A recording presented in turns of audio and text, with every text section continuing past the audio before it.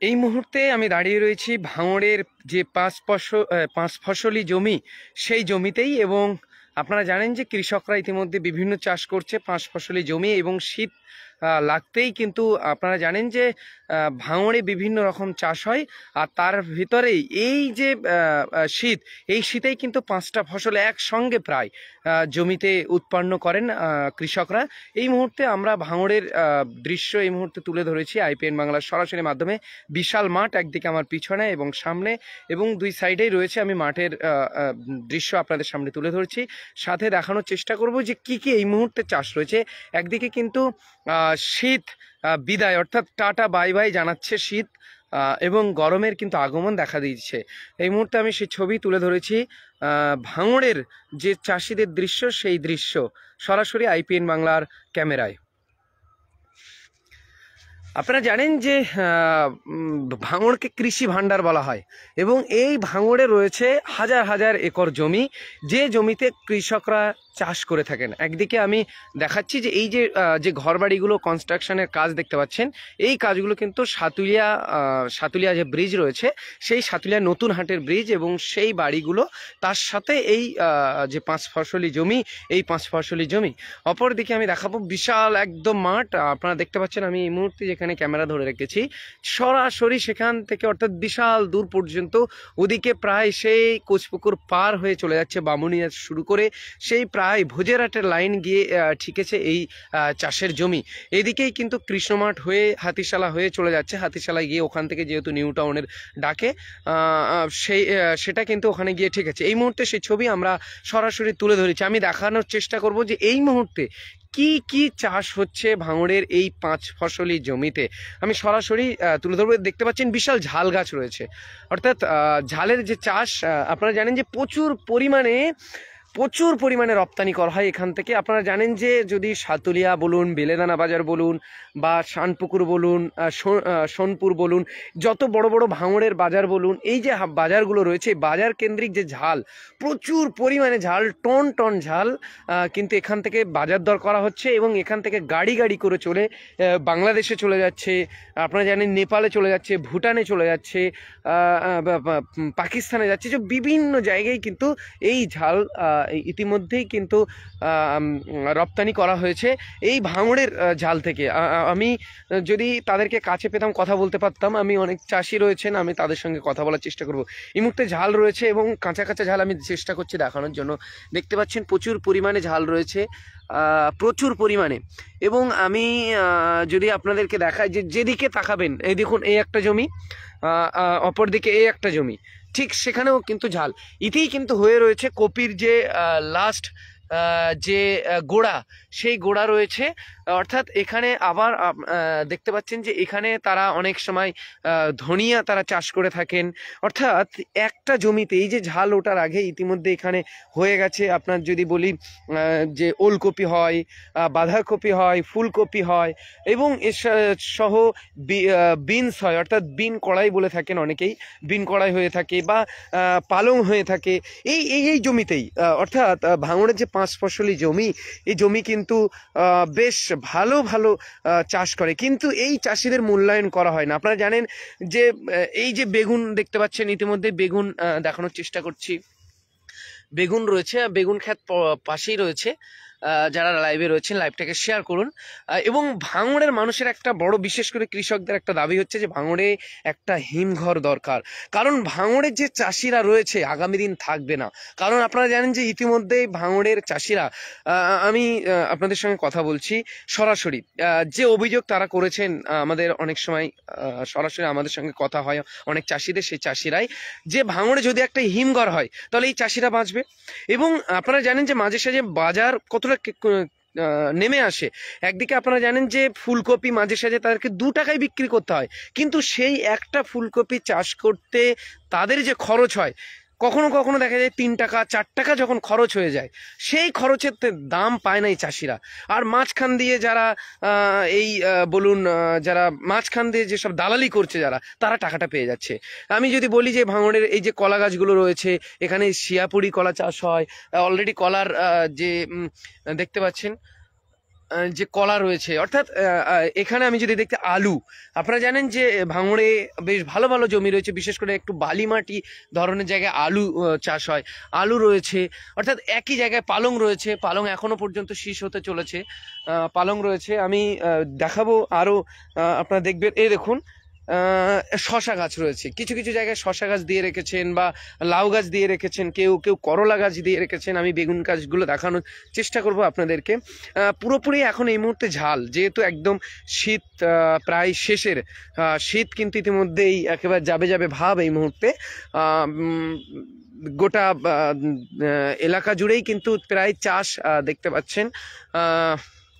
দেখানোর চেষ্টা করছে, এই দেখুন এখানে কিন্তু পুরোপুরি আলু চাষ, অর্থাৎ যে আলুতেও মানুষ মোটামুটি অনেকটা রয়েছে, যে বাইরে থেকে বেশি অংশ আলু এখানে আমদানি করা হয়, কিন্তু আলুতে সেই পরিমাণ ভাঙড়ের আর মানুষ আগে খুব দেখা যেত। আমরা যখন ছোট ছিলাম তখন কিন্তু ভাঙড়ে ভালো পরিমাণ আলু চাষ হতো। এই মুহূর্তে আলু এটা কমিয়ে দিয়েছে। এই দেখুন এখানে ঝালের সঙ্গে রয়েছে, প্রথমে কপি ছিল, দেখুন এখানে ফুলকপি ছিল, ফুলকপির পরেই হয়েছে ঝাল, বা এর সঙ্গে দেখা যাচ্ছে ধনিয়া করে নিয়েছে, সাথে কলা গাছ দেখতে পাচ্ছেন যে কলা চাষও একটা ভালো ধরনের কলা চাষ হচ্ছে ভাঙড়ে। এবং আপনারা দেখছেন যে পাশে আলু এবং আমি বেগুন খাতের চেষ্টা করব, আমি পুরোপুরি দেখানোর চেষ্টা করছি যে ভালো ধরনের চাষ, কিন্তু এই চাষিদের মূল্যায়ন করা হচ্ছে না। এবং আপনারা জানেন যে ইতিমধ্যেই সানিতা প্রজেক্ট রয়েছে, অর্থাৎ সানিতা যে কনস্ট্রাকশন সেখানে কাজ চলছে, সে সানিতার জন্য অনেক চাষযোগ্য জমি ইতিমধ্যেই হস্তান্তর হয়ে গেছে, সেখানে বিল্ডিং হয়েছে বড় বড়, কিন্তু চাষে কমছে। ওলকপি দেখাচ্ছি, আপনারা অনেকে ওলকপি দেখতে চান। এই যে ওলকপি এখনো পরিমাণ রয়েছে, বাঁধাকপি রয়েছে, এই দেখুন বাঁধাকপি রয়েছে, গিমে শাক রয়েছে। তো এই শাকগুলো চাষ, এ দেখুন আখ রয়েছে। অর্থাৎ ভাঙড়ের যে জমি, আমি যদি আপনাদেরকে বলি যে জমির কথা, অর্থাৎ এখানকার সোনার মাটি বলা হয়েছে ভাঙড়কে, মানে এখানে সোনার মাটি রয়েছে। সত্যি সত্যি এটা, আমি যারা ভাঙড়ের দর্শক দেখছেন এই মুহূর্তে, এটা আপনাদের জন্য গর্ব যে ভাঙড়ে এত সুন্দর জমি, এত সুন্দর মাটি, এখানে যে বিভিন্ন চাষ হয়, এই চাষিরা আগামী দিন পথে, অনেক মানুষ দেখবেন যে আগে চাষ করতো, কিন্তু এখন কলকাতার বিভিন্ন সেক্টরে চলে যাচ্ছে। কেন না, চাষে সেইভাবে লাভ নেই, চাষ থেকে আস্তে আস্তে ফিরতে হচ্ছে। কারণ একটাই কারণ, সেটা হচ্ছে যে ভাঙড়ের চাষিদের মূল্যায়ন করা হয়নি।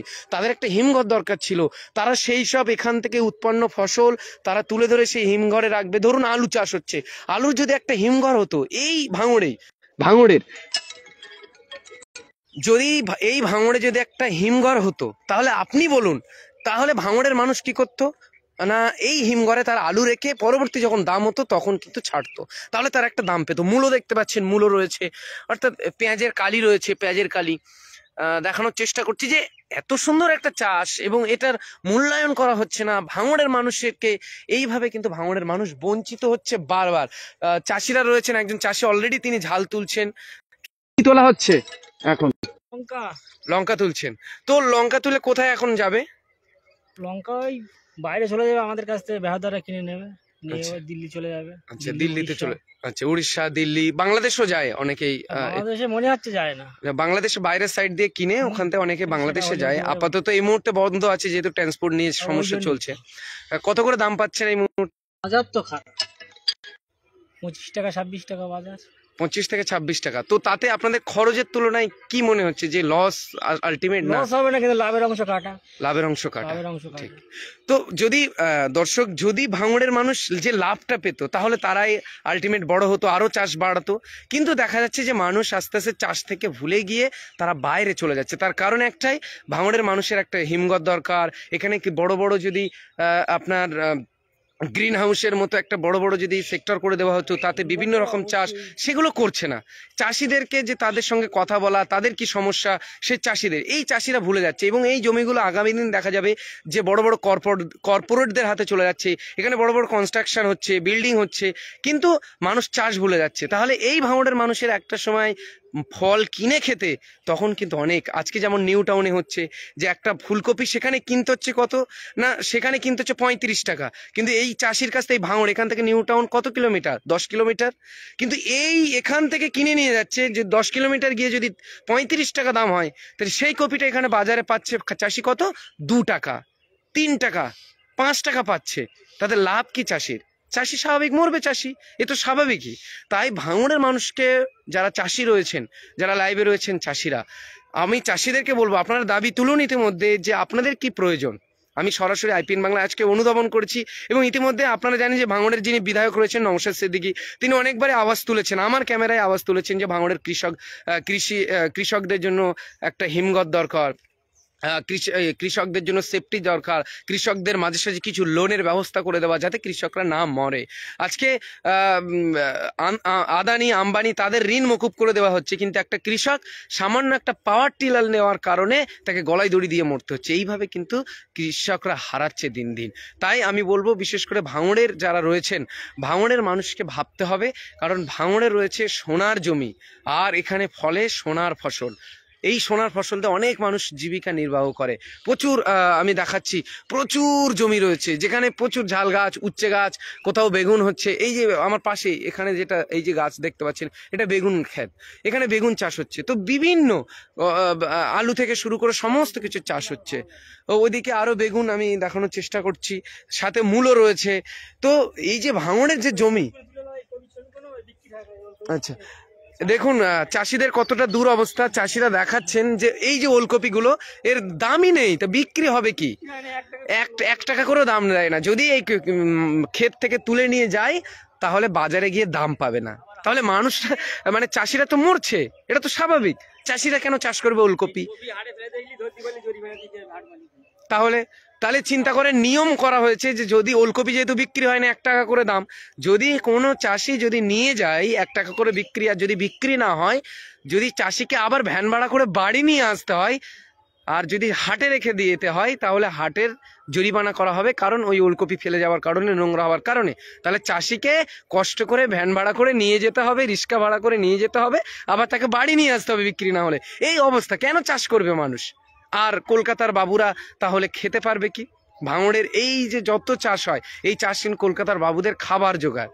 সেই জায়গায় যদি আজকে চাষিদের নিয়ে ভাবা হয়, যদি চাষিদেরকে আজকে, আপনারা জানেন যে ফার্মারের ব্যাপারে অনেক প্রকল্প কেন্দ্র সরকারের রয়েছে, লোকাল স্তরে নেই। যদি কেন্দ্র সরকারের এই বিষয়গুলো লোকাল স্তরে নিয়ে আসা হয়, তাহলে ভাঙড়ের মানুষ বাঁচবে।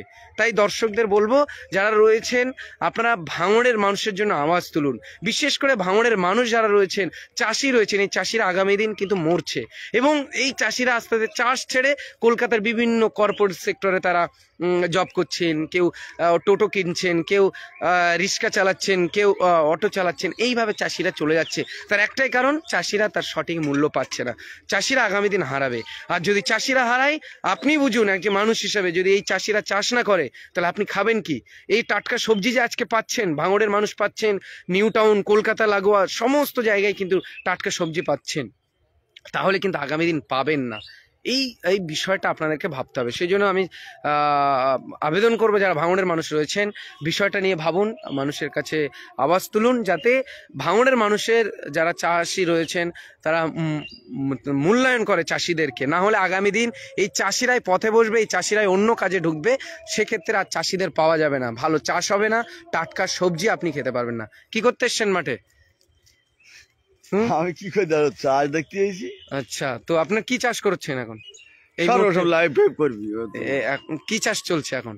লঙ্কা। লঙ্কা লঙ্কা কেমন দাম চলছে লঙ্কার? 25-26 টাকা। 26 টাকা। তো কি মনে হচ্ছে যে লাভ অংশ কি বেশি হচ্ছে, না আরো বেশি হওয়া দরকার, তাতে আরো এগিয়ে যাওয়া? না রে, এরম দামে লঙ্কা বেশি, লঙ্কায় কত খরচা জানো? আচ্ছা, লঙ্কায় হেভি খরচা, তো এরম বেশি পোষায় না। আপনাদের তোলা টাকা কত দিতে হয় যারা তুলছেন লঙ্কা? 5-6 টাকা করে তোলা। তাহলে যদি 6 টাকা দেন, 26 টাকা বিক্রি হয়, আপনার 19 টাকা 18 টাকা লঙ্কা পাচ্ছেন। সেক্ষেত্রে তো সেই লাভের অংশটা আর পাচ্ছেন না। তারপরে এমনি সার খরচা, পয়জন খরচা প্রচুর না। আচ্ছা, তো এইভাবে চাষিরাই কিন্তু বুঝলেন, যে চাষিদের মুখ দিয়ে তারাই বলছেন যে এইভাবে চাষিরা তাদের যে খরচ, সেই খরচ যোগান দিতে পারছে না। কারণ একটাই, সেটা হচ্ছে প্রচুর পরিমাণে একদিকে কীটনাশকের যে পরিমাণ দাম, সেই দাম কিন্তু তারা দিয়ে নিয়ে আসছেন। অপরদিকে এই লঙ্কা তোলার ক্ষেত্রে তাদের প্রচুর পরিমাণে একটা হিউজ টাকা সেখানে দিতে হচ্ছে। সেক্ষেত্রে দেখা যাচ্ছে যে পরিমাণ লভ্য অংশ তাদের থাকা দরকার, সেটা আর নেই। আলটিমেট কষ্ট করে টাকা পাওয়া যাচ্ছে না। এই জন্যই ভাঙড়ে চাষিরা চাষ ছেড়ে দিচ্ছেন, এইভাবে কিন্তু মানুষ আগামী দিনে এই টাটকা সবজি, বিশেষ করে ভাঙড় কেন্দ্রীয় যেসব মানুষ রয়েছেন নিউ টাউনগামী, তারা কিন্তু আর এই টাটকা সবজি পাবেন না। তো দর্শক, মানুষকে ভাবতে হবে, চাষের ব্যাপারে আরও মানুষকে উদ্বুদ্ধ করতে হবে, যারা চলে যাচ্ছেন তাদেরকে ধরে রাখতে হবে, এবং যারা বিশেষ করে কি বলবো সরকারে রয়েছেন বা ক্ষমতায় রয়েছেন, সে ভাঙড়ের এমএলএ নওশাদ সিদ্দিকী বলুন বা বিভিন্ন জায়গায় বলুন, তাদেরকে ভাবতে হবে। আজকে এই পর্যন্তই, পরবর্তী আপডেট পেতে সঙ্গে থাকুন।